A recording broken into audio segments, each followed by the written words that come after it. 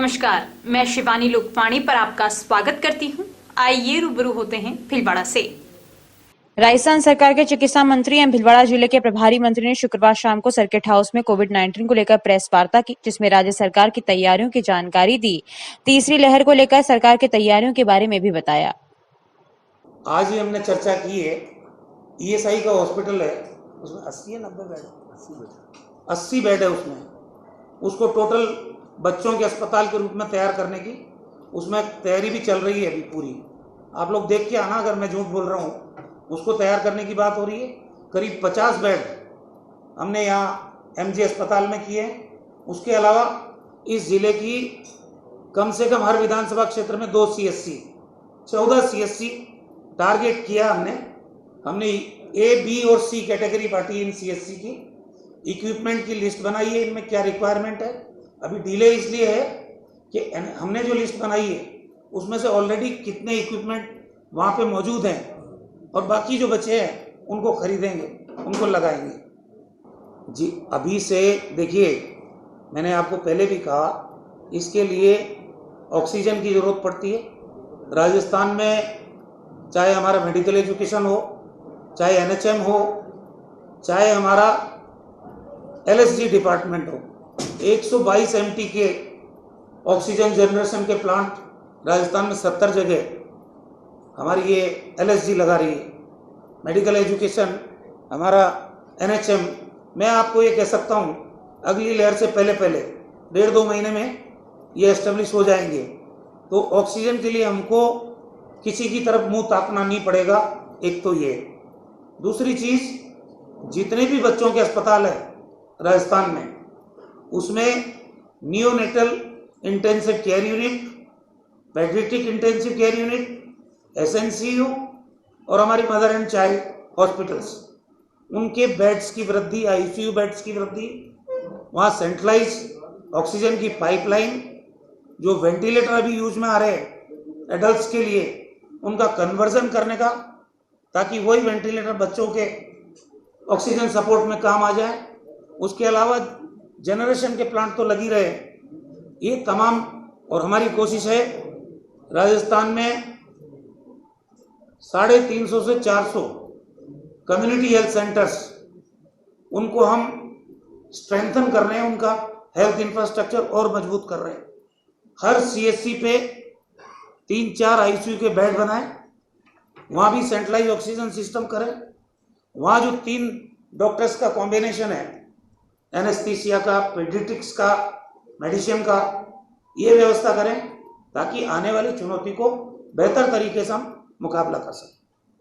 जिला परिवहन कार्यालय के प्रवर्तन एवं कार्यालय कार्मिकों को फ्रंटलाइन वर्कर के रूप में ऑक्सीजन परिवहन में एस्कॉर्ट तथा आपदा प्रबंधन में परिवहन संबंधी कार्य के साथ साथ वाहन चेकिंग में आए दिन वाहन चालकों तथा परिवहन परिचालकों से संपर्क होने के कारण कोरोना संक्रमित होने की संभावना के चलते सभी 10 परिवहन निरीक्षकों एवं कार्यालय हेतु 11 set pulse oximeter, thermal scanner व सैनिटाइजर मानलगढ़ पूर्व विधायक विवेक धाकड़ ने भेंट किए तथा सभी से आमजन को भी कोरोना बचाव हेतु जागरूकता लाने की अपील की। जिला परिवहन अधिकारी डॉक्टर वीरेंद्र सिंह राठौड़ ने सभी कार्मिकों की ओर से पूर्व विधायक धाकड़ का आभार व्यक्त किया तथा उन्होंने बताया कि परिवहन विभाग भी जल्द ही ग्रामीण क्षेत्रों में कोरोना बचाव, शिक्षा, जागरूकता एवं चिकित्सकीय सामग्री वितरण अभियान आवास फाउंडेशन एवं राजस्थान सड़क सुरक्षा सोसाइटी के माध्यम से चलाएगा। इसके लिए 5000 ब्रोशर भी तैयार कर लिए गए।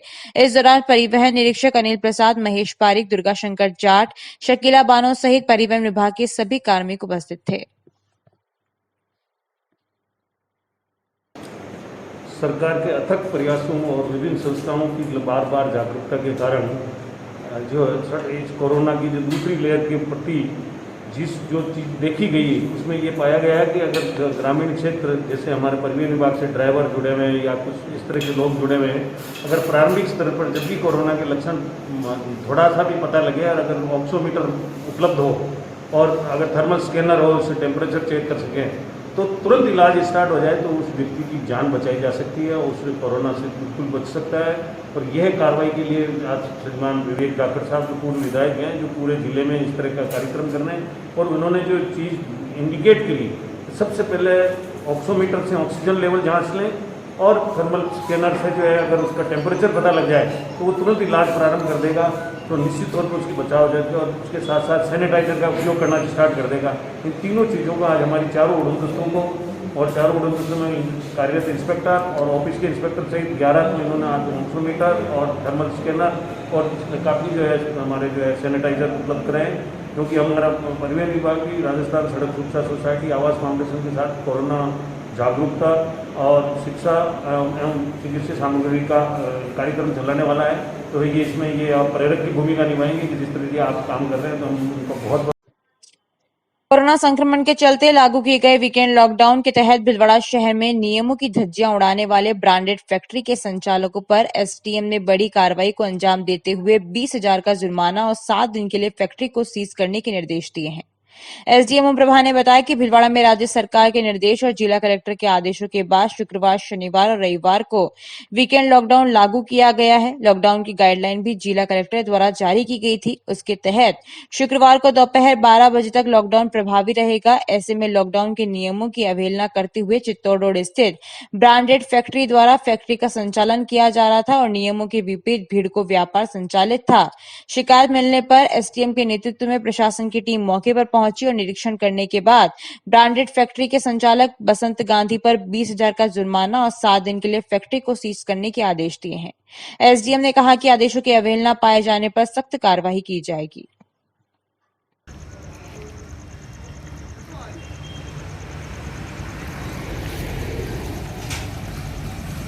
लाइट पंखे सारे बंद कीजिए, पीछे के कोई गेट है तो वो क्लोज करो, सीज कीजिए आप।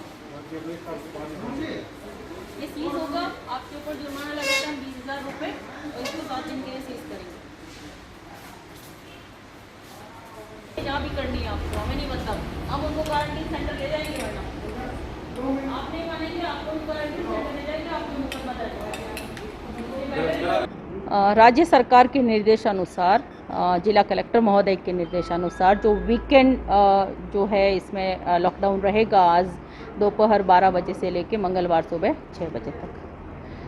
हमें जानकारी मिली थी कि चित्तौड़ रोड पे ब्रांडेड फैक्ट्री में अभी भी लोग शॉपिंग कर रहे हैं। ये वातानुकूलित भी है और 12 बजे के बाद इस टाइम तक इनको ओपन रखना बिल्कुल हमने इसमें तुरंत एक्शन लिया और यहाँ आके हमें भी यहाँ आने पे यहाँ ग्राहक मिले हैं खरीदारी करते हुए और ये दोपहर को 3 बजे की बात है। तो सख्त कार्रवाई की गई है, इसको सीज किया गया है और 20,000 रुपये का जुर्माना आरोपित किया गया है। 7 दिन के लिए सीज किया है और आगे हम निर्णय लेंगे। पूर्व पुलिस ने वाहन चोर गिरोह का पर्दाफाश करते हुए गिरोह के 2 सदस्यों, चोरी का ट्रैक्टर खरीदने के आरोप में एक व्यक्ति को गिरफ्तार किया, वहीं एक किशोर को डिटेन किया है। आरोपियों की निशानदेही पर चोरी की ट्रैक्टर ट्रॉली व 26 बाइक बरामद की गई। गिरोह के सरगना की तलाश जारी है। पूर्व थानाधिकारी मुकेश कुमार ने बताया कि 10 अप्रैल को दरीबा निवासी नारायण लाल पुत्र गोपीलाल कुमावत ने रिपोर्ट दी कि 8 अप्रैल को शाम करीब 5:30 बजे उसके पुत्र बादल कुमावत ने घर के बाहर ट्रैक्टर में ट्रॉली खड़ा किया था। अगले दिन सुबह 4 बजे देखा तो ट्रैक्टर ट्रॉली वहां नहीं थी। आसपास तलाश की तो इस दौरान समोड़ी गांव में लगे सीसीटीवी में अज्ञात बदमाश ट्रैक्टर ट्रॉली समोड़ी से हाईवे की तरफ ले जाते दिखे। पुलिस ने मामला दर्ज कर जांच शुरू की। पुलिस ने संभावित रास्तों के सीसीटीवी फुटेज चेक किए। इसमें सामने आया कि बिना नंबरी बाइक पर एक युवक जा रहा था और उसके पीछे चुराई गई ट्रैक्टर ट्रॉली जाती दिखी। इस पर समोड़ी गांव व NH 79 पर लगे सीसीटीवी कैमरे खंगाले गए। BTS डाटा कलेक्ट कर अनुसंधान किया गया। पूर्व में संपत्ति संबंधी अपराधों में लिप्त अपराधियों से पूछताछ की गई। इसी दौरान हेड कांस्टेबल अशोक कुमार को मुखबिर से सूचना मिली कि घटना में प्रहलाद रेगर निवासी नीमका खेड़ा थाना मंडल, भंवर बलाई निवासी नानकपुरा व कमलेश रेगर निवासी दरीबा अन्य शामिल हो सकते हैं। इस पर पुलिस ने प्रहलाद रेगर पुत्र बख्शू रेगर निवासी नीमका खेड़ा थाना मंडल व भंवर बलाई पुत्र सुखदेव बलाई निवासी नानकपुरा थाना रायला को डिटेन कर पूछताछ की गई। आरोपियों ने वारदात को अंजाम देना कबूल कर लिया। इस पर पुलिस ने दोनों को गिरफ्तार कर लिया। उनकी निशानदेही पर ट्रॉली जब्त की गई। इसके अलावा चोरी की 8 बाइक बरामद की गई। आरोपियों ने बताया कि उन्होंने ट्रैक्टर अनिल पंजाबी पुत्र अशोक कुमार पंजाबी निवासी किसान कॉलोनी कॉलोनी झुंझुनू को बेचना बताया। पुलिस ने चोरी का ट्रैक्टर खरीदने के आरोप में अनिल पंजाबी को गिरफ्तार कर ट्रैक्टर बरामद किया। इस मामले में किशोर को भी निरुद्ध किया गया। उसकी निशानदेही पर चोरी की 18 बाइक बरामद की गई। प्रकरण में सरगना कमलेश रेगड़ निवासी दरीबा की तलाश जारी है। आरोपियों ने पूछताछ में भीलवाड़ा बस स्टैंड, सब्जी मंडी, हॉस्पिटल आदि स्थानों सहित कोतवाली, सुभाष नगर, प्रताप नगर, मांडल, गंगापुर, बागौर व सदर थाना क्षेत्र में चोरी की वारदात करना कबूला है। शुक्रवार को मांडल कस्बे में एसीटी द्वारा कोविड वैक्सीनेशन के प्रति लोगों को जागरूक करने का अभियान जारी रहा एवं लोगों को प्रोत्साहित कर उनका वैक्सीनेशन करवाया गया। एसीटी प्रभारी विनेश शर्मा ने बताया कि वैक्सीनेशन को लेकर आमजन, विशेषतया बुजुर्ग, महिलाओं में जबरदस्त भय व्याप्त है एवं बार बार समझाने पर भी वो वैक्सीनेशन हेतु तैयार नहीं हो रही है। फिर भी एसीटी द्वारा स्थानीय जनप्रतिनिधियों, वार्ड पंचों एवं विभिन्न समाजों के प्रतिष्ठित व्यक्तियों के माध्यम से समझाने का प्रयास निरंतर जारी है, जिसके सार्थक परिणाम भी अब मिलने लगे हैं। जहां कुछ दिनों पहले टीकाकरण की दर 5 से 7 व्यक्ति प्रतिदिन थी, वो अब बढ़कर 50 से 60 व्यक्ति प्रतिदिन हो गई है। शुक्रवार को गाडरी मोहल्ले में टीकाकरण रखा गया। इस अवसर पर वार्ड पंच हीरालाल गाडरी, शंकरलाल तेली, सांवरलाल गाडरी, मुकेश बलाई, रामेश्वर लाल बैरवा, वार्ड पंच प्रतिनिधि इमरान काजी, श्री सिद्धेश्वर महादेव सेवा समिति प्रमुख घनश्याम जोशी, कनिष्ठ सहायक भागचंद चौधरी, स्वास्थ्य मित्र गायत्री जोशी, मनरेगा मेट जगदीश जाट, जमनालाल जाट, रजिया बेगम, मोइनुद्दीन जुलाहा आदि उपस्थित थे। पिछले 5 दिनों से हम बराबर फील्ड में घूम रहे हैं। आम जन में जो एक डर व्याप्त है उसको जनप्रतिनिधियों के माध्यम से, स्थानीय वार्ड पंचों के माध्यम से हम उस भ्रांतियों को दूर करने का प्रयास कर रहे हैं। और उसी का परिणाम है कि जहां वैक्सीनेशन दर 5-7 दिन पहले केवल 5 से 6 व्यक्ति प्रतिदिन थी, वो बढ़कर के अभी 50 से 60 व्यक्ति प्रतिदिन हो गई है। और हमारा पूरा प्रयास है कि हम वैक्सीनेशन को सफल बनाने में जितना हमारा से हो सकता है हम पूरा करेंगे।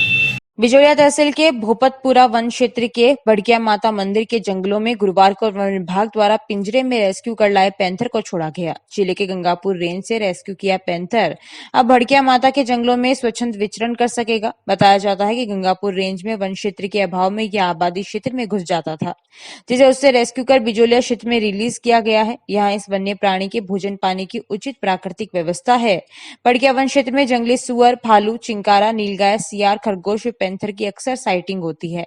पिंजरे से रिलीज कर पैंथर वन क्षेत्र की ओर दौड़ पड़ा। इस दौरान फॉरेस्ट रेंजर दशरथ सिंह, वनपाल विमल रेगर, सहायक वनपाल नरेश भील, मैनाल वन रक्षक लोकेंद्र सिंह मौजूद रहे। जहां पूरे देश को इस समय ऑक्सीजन की जरूरत महसूस हो रही है, इसके अभाव के लिए हम ही जिम्मेदार हैं, क्योंकि मनुष्य ने अपने स्वार्थ के खातिर जंगल के जंगल काट डाले। इन हरे भरे वृक्षों को काटना ही प्रकृति के साथ खिलवाड़ करना है। अगर मनुष्य पेड़ों को नहीं काटता तो ऑक्सीजन की कमी नहीं होती। ये कहना है पर्यावरणविद बाबूलाल जाजू का। जाजू ने विश्व पर्यावरण दिवस की पूर्व संध्या पर लोकवाणी से विशेष चर्चा की। देखिए संवाददाता प्रहलाद तेली की रिपोर्ट। विश्व पर्यावरण दिवस के मौके पर अभी हम आए हैं देश के जाने माने पर्यावरण बाबूलाल जाजू साहब के पास, और इनसे जानना चाहेंगे कि विश्व पर्यावरण दिवस मनाने की आवश्यकता क्यों पड़ी है और किस प्रकार हम बिगड़ते हुए इस पर्यावरणीय संतुलन को हम बचा सकते हैं। जी सर। भीलवाड़ा में, प्रदेश में, देश में और पूरी दुनिया में विश्व पर्यावरण दिवस मनाने की रस्म अदायगी होती है, लेकिन हमें अब इस मामले में अत्यधिक गंभीर होने की आवश्यकता है। और गंभीर इसलिए होना चाहिए कि कोरोना वायरस ने कृत्रिम प्राणवायु के लिए लोगों को याद दिला दी पर्यावरण की, पेड़ों की, प्रकृति की, कुदरत की, कि हमने पानी, पहाड़, पृथ्वी, प्राणवायु, पशु पक्षी, पेड़ पौधे सबको केवल बर्बाद करने का काम किया, छेड़खानी की है। उसका नतीजा कोरोना वायरस जैसी महामारी के रूप में हमें मिल रहा है। आप देखिए कि इस साल तापमान, गर्मी जो पड़नी चाहिए वो पड़ नहीं रही है, पंचर हो गई, बीच में बराबर बारिश आ रही है। तो ये प्रकृति का असंतुलन, पारिस्थितिकी तंत्र का बिगड़ना, ऋतुओं का चक्र बिगड़ना, ये कहिए आप। क्या कोरोना जैसी महामारी भी इस प्रकृति का संतुलन बिगड़ा, उसी का कारण मानते हैं? अरे बहुत बड़ा कारण है ये। हमने केवल पृथ्वी से, प्रकृति से लिया ही लिया है। तो प्रकृति अपनी प्रतिक्रियाओं के रूप में कोरोना वायरस जैसी महामारी, तूफान, कितनी तरह के तूफान आए, तो ये सारे कारण आदमी को प्रकृति की प्रतिक्रियाओं को समझ करके संभलना चाहिए। पर्यावरण का प्रमुख घटक है आयुर्वेद, और अब लगता है कि आयुर्वेद का भी धीरे धीरे लोगों में रुझान बढ़ा है। सरकारें भी इस ओर ध्यान देने लगी है, क्योंकि जिस प्रकार आयुर्वेद की जो औषधियाँ है इस कोरोना काल में उसकी एक मांग भी बढ़ी है और एक आम लोगों को इसकी जरूरत भी महसूस हुई है। निश्चित रूप से आयुर्वेदिक आज की नहीं, हजारों वर्ष पुरानी पद्धति है। सरकार ने भी, बाय द वे आपने सुना हो तो, इस बार अश्वगंधा, तुलसी और नीम गिलोई, अन्य एकाध और प्रजातियों के पौधे को घर घर निःशुल्क बांटने की घोषणा की है। तो सरकार घोषणा कर देगी, किसी लिए की? इस कोरोना के कारण ही तो की है। तुलसी तो हर घर में मिलेगी, ये कोई आज का थोड़ी। तुलसी तो हमारा घर का, परिवार का जुड़ाव बरसों से रहा है। तुलसी में इतने अत्यधिक गुण हैं कि हम अगर नियमित रूप से तुलसी लें या आयुर्वेदिक जितनी भी औषधियाँ हैं, पौधे हैं, उसका अगर हम ढंग से यूज करें तो दूर दूर तक बीमारियां रहती है। यानी जीवन को हमने दांव पर लगा दिया, यूं मानिए, और पर्यावरण का हमने विनाश कर दिया। उसी का नतीजा है कि आज हम सबको महामारी के रूप में कोरोना वायरस और अनेक ऐसे वायरस आते रहेंगे। तब आदमी जाकर के थोड़ा बहुत प्रकृति के करीब आएगा, समझ आएगी कि प्रकृति के बिना हम जीवित नहीं रह सकते। माननीय उच्चतम न्यायालय ने पर्यावरण को बचाने के लिए जैसे नदियों से बजरी रोक लगाई है, उसके अलावा भी जैसे एनजीटी ने जो ये अवैध तालाबों में जो गंदगी होती है, लेकिन बहुत सारे कदम उठाते हैं, लेकिन ये धरातल पे इम्प्लीमेंट नहीं हो पाते हैं। क्या मानते कारण? देखो, ऐसा है, मैं आपके चैनल के माध्यम से लोगों तक की बात पहुंचाना चाहता हूं। भाई, न्यायालय क्या करेगा? न्यायालय कोई डंडे थोड़ी मारेगा। न्यायालय हमारी जनहित याचिकाओं पर सत्य और तथ्य को जान करके कि भाई तालाबों का भूभाग कम हुआ है, नदियों में अतिक्रमण हुआ है, ये तो हमारी अपनी चालाकियां, इंसान की। मानव इतना स्वार्थी हो गया है कि हम इतना डिस्पोजल यूज एंड थ्रो करके नालियों में, तालाबों में, नदियों में, खासकर पॉलीथीन का जिक्र करना चाहूँगा विश्व पर्यावरण दिवस पर, कि हम समझना ही नहीं चाहते हैं कि आज जो आंकड़े आ रहे हैं कि आज समुद्र में पॉलीथीन का कचरा अटा पड़ा है। आज ये देखिए कि घर घर जो नगर परिषद कचरा इकट्ठा कर रही है, हम उस कचरे की मात्रा को भी कम करें, हम प्रकृति के साथ जीना सीखें, नहीं तो आने वाला कल इतना मुश्किल भरा होगा कि आपको जीवन बचाना मुश्किल हो जाएगा। अवैध खनन और वन भूमि पर अतिक्रमण की वजह से लगातार पेड़ों की अंधाधुंध कटाई हो रही, वन क्षेत्र खत्म होता जा रहा, तो इसमें कैसे बचाया जाए इनको? वन कटे और प्राणवायु घटी, यानी हमने वनों का इतना विनाश कर दिया कि आज हमको शुद्ध प्राणवायु के लिए दर दर की ठोकरें खानी पड़ रही है। तो और असली प्राणवायु मिलती है पेड़ों से। ये इस बात को अभी लोगों ने कोरोना काल में समझा है। अब रहा सवाल अतिक्रमण का, अवैध खनन का, अवैध माइनिंग का, तो इंसान लालची है। जैसा मैंने आपको पहले बताया, सरकार ने कह रखा कि भाई नदियों को साफ रखो, उसके बाद भी औद्योगिक घराने उसमें रसायन वाला, एसिड वाला पानी छोड़ते हैं, उससे पानी जहरीला हो चुका है, खेत बंजर हो चुके हैं। दूसरी बात, हम वाहनों को इतना ज़्यादा यूज में लेने लग गए। मैं तो आपके चैनल के माध्यम से निवेदन करना चाहता हूं कि ज़रूरत के मुताबिक 2 पहिया और 4 पहिया वाहन का यूज करें, क्योंकि जहरीली हवाओं के कारण भी अनेक बीमारियां, जिसमें खासकर कैंसर, चर्म रोग फैल रहे हैं, इसका मुख्य कारण हवा में जहर फैल चुका है। इन सब बातों को मद्देनजर रखते हुए हमें भौतिक साधनों का उपयोग कम करना है। छोटी दूरी के कार्यक्रम या काम हम साइकिल पर पूरे करें, तब जाकर के हम सुखी जीवन की कल्पना कर सकते हैं। आम जन को क्या मैसेज देना चाहेंगे विश्व पर्यावरण दिवस के ऊपर, और उनका क्या योगदान है आम जन का, कैसे इसको पर्यावरण को? भाई, मैं तो आपके चैनल के माध्यम से निवेदन करना चाहता हूं आम जन को, इस कोरोना वायरस की महामारी से अपनों को अपन ने खोया है और ऐसी ऐसी आपदाओं का सामना करना पड़ा है कि पिता की मृत्यु के बाद बेटा मुखाग्नि नहीं दे पा रहा है, दाह संस्कार में नहीं जा पा रहा है। इस प्रताड़नाओं से हमें सबक लेना चाहिए। अधिक प्राणवायु देने वाले लंबी उम्र के पौधे लगाएं, पुराने पेड़ों को काटने से रोकें, हरियाली बढ़ाएं, हरियाली को बचाएं।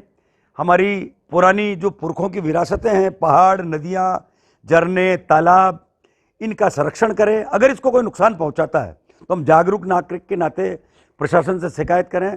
आगे आए रोकने के लिए, पेड़ काटने से भी रोकने के लिए आगे आए, और अधिक से अधिक सरकार से भी, पब्लिक के साथ साथ सरकार को भी चाहिए कि खेल के मैदान, उद्यान, पार्क अधिक विकसित करे और उनमें पेड़ लगाए। केवल कागजों में पेड़ इतने पेड़ लगा दिए सरकार ने कागजों में कि चलने फिरने के लिए जगह नहीं है, लेकिन इसके लिए जनता भी दोषी है। हम लोगों को आगे आना चाहिए, हम पॉलीथीन का यूज नहीं करें, पेड़ों को काटने से रोकें, प्रकृति के अनुरूप अपना जीवन जिएं, कचरा ज़्यादा ना फैलाएं, यूज एंड थ्रो का यूज नहीं करें, और कम से कम मात्रा में 2 पहिया 4 पहिया वाहन चला करके प्रदूषण फैलाएं। ऐसा कोई कृत्य न करें जिससे आमजनों को दिक्कत हो, नुकसान हो, पर्यावरण को हानि पहुंचे। बिल्कुल। तो ये थे पर्यावरणविद बाबूलाल जी जाजू साहब, जिन्होंने बताया कि हम किस प्रकार इस बिगड़ते पर्यावरणीय संतुलन को मेंटेन कर सकते हैं, और साथ ही जिस प्रकार कोरोना जो महामारी का जो हमने दौर देखा, इसके अंदर हमने देखा कि प्राणवायु ऑक्सीजन की वजह से कितनी समस्याओं का सामना करना पड़ा, और इस समस्या से हम अधिक से अधिक पेड़ लगाकर ही इस समस्या से हम निजात पा सकते हैं। लोकवाणी के लिए मैं भिलौड़ा से प्रहलाद तेली। जानकारियों का सिलसिला यूं ही जारी रहेगा। अभी लेते हैं ब्रेक। देव गार्डन रिसोर्ट नियर सोना resort, Sanganer road, Bhilwara. Mobile number 9782048919, 7568952871, 22 AC furnished room and 1 hall, 20,000 square feet garden, well parking facility nearby city, a complete solution of marriage, complete event, room facility, economic charges.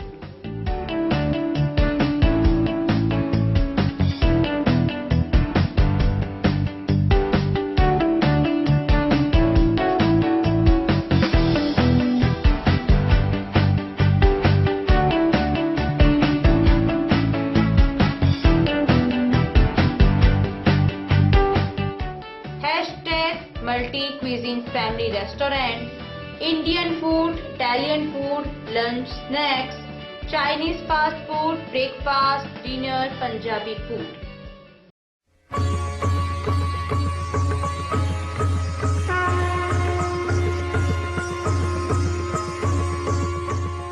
प्रज्ञानम ब्रह्म।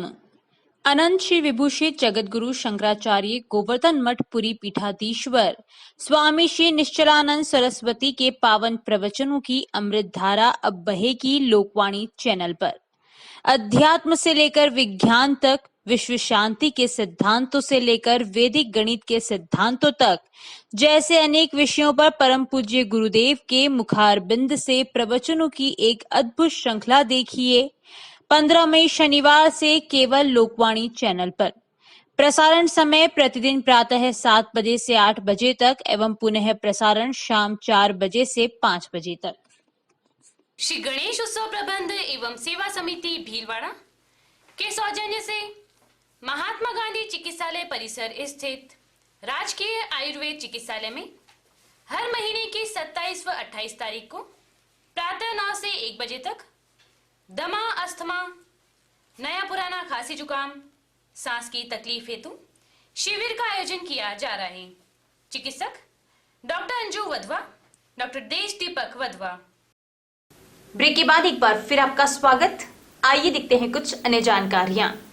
शाहपुरा क्षेत्र के फूलियाकला उपखंड के धनोप ग्राम पंचायत में कमरा बंद कर पंखे से झूलकर एक युवक ने आत्महत्या कर ली तथा पत्नी व बच्चों को पता चलने पर मोहल्ले वासियों को चिल्लाकर उठाया पर एक भी नहीं उठा, जिसके बाद पुलिस के एसआई भीमराज बीती रात 1 बजे गश्त पर थे और वहां से गुजर रहे थे तो अचानक मृतक शिवराज पुत्र जगदीश ढोली उम्र 32 वर्ष की पत्नी दौड़कर बाहर आई और उनकी गाड़ी के आगे आकर चिल्लाने लगी तथा बताया कि उसके पति ने कमरा बंद कर पंखे से लटक कर अपनी जान दे दी है।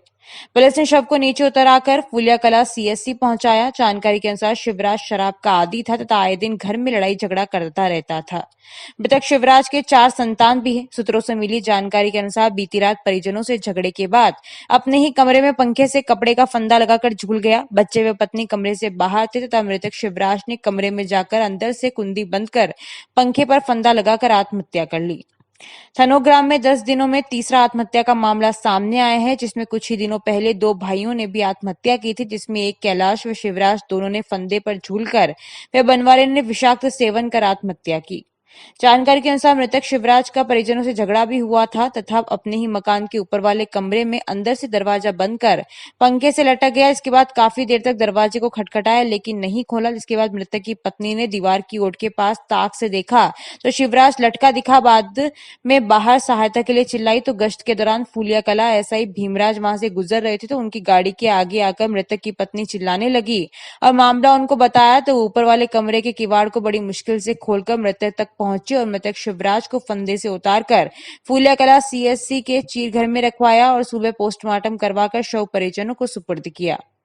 10 दिन में तीसरी आत्महत्या मामले से क्षेत्र में शोक की लहर दौड़ गई।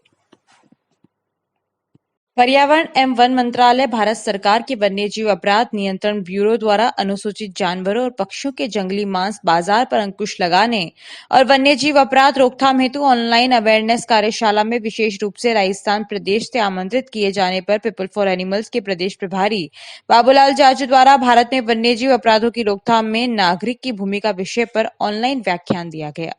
पीपल फॉर एनिमल्स के महासचिव गुमान सिंह पिपाड़ा ने बताया कि वन्यजीव अपराध नियंत्रण ब्यूरो मध्य क्षेत्र द्वारा ब्यूरो के क्षेत्रीय उपनिदेशक अभिजीत रॉय चौधरी व प्रभारी कौशिक मंडल के सानिध्य में 4 जून को भोपाल मध्य प्रदेश में कार्यशाला का आयोजन किया गया। इसी तरह 7 जून को डाल्टनगंज झारखंड, 8 जून को शहडोल छत्तीसगढ़ व 9 जून को ढेकानाल उड़ीसा में ऑनलाइन अवेयरनेस कार्यशाला का आयोजन होगा, जिसे भी जाजू द्वारा संबोधित किया जाएगा। अभी के लिए इतना ही।